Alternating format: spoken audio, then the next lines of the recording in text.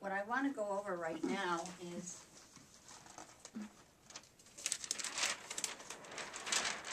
these are called dime errors, and these are things that get in the way of your ESP. Okay? So, the first thing is deductions. You know, you're coming to a conclusion by reasoning or logic. When you do this, you want to keep your thinking mind really out of it, just like you would do with mediumship. You want to just work from a place of getting to that clear mind with a blank slate and seeing what comes in without getting your mind into it, okay? I'm going to read briefly a little excerpt from the article that I took this from, which is written by a man called Nathaniel Fields, who writes under the pseudonym Nth Barfields. And he is part of the 2020 Psionic Project. The intentional ESP impressions we get are invariably a combination of fuzzy, choppy, slow, ambiguous. Some people would even describe them as defiant. You find yourself having to deduce to some extent. Your imagination flares up and you wind up with outrageous symbolic interpretations, like the solar system, and or wrong summaries. Your associative memories wiggle their way into the mental imagery. Even events going on in your immediate environment, like a song playing in the background of where you are, or a heckler, can act as noise while trying to get a pure ESP image. The acronym used for these four noise factors is DIME. It's believed that a person can experience various forms of these DIME errors, interfering with them having a clear, sharp, extrasensory image. So these are the things that get in the way. You're starting to use your logical mind instead of just accepting what comes to you, and you're going to reason it out. Imagination, forming a mental image of something not present to the senses. It's, you know, all of a sudden your imagination is coming in and bringing you these different images. Memories. Now this one is where sometimes people who practice mediumship get tripped up, because in mediumship, memories do come in as associative experiences. You may be given a memory from your own life in mediumship that will give you information about the spirit. And here, memories might jump in to just really bring you on the wrong track.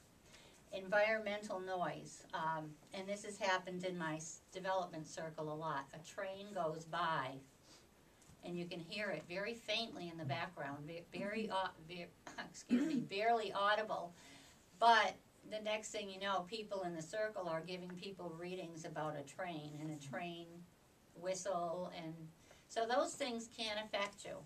So there are things to be aware of. There are things that get in the way of pure ESP impressions.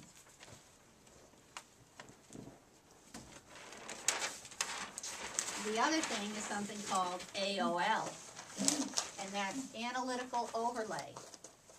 So what happens in AOL is, in your mind's eye here, you see grass, you see a tree. So instead of just saying, I see grass, I see a tree, your mind turns it into a park. So you say, I see a park. Well, it could be someone's backyard. It could be a tree belt. It could be an island in the middle of a road. So if you stick to just describing exactly what you see without naming it, as Pam did in that video, by saying, I see something man-made, green, it feels like plastic, then you're safe. You're describing what's actually there. If she had come across and said, I see a green plastic trash barrel, she would have been 100% wrong. Okay?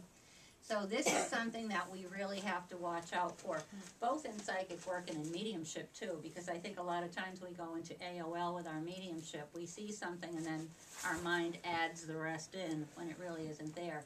If you stick to just describing exactly what you see without adding anything to it, you'll generally come up with a very good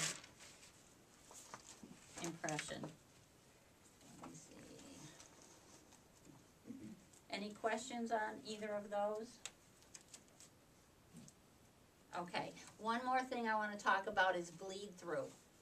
And usually that happens when you work on more than one case in a day. You might work on a certain case, and then if you move on to another one, you get some of that other case bleeds through, so you might come up with circumstances or descriptions for the second case that really belong to the first case.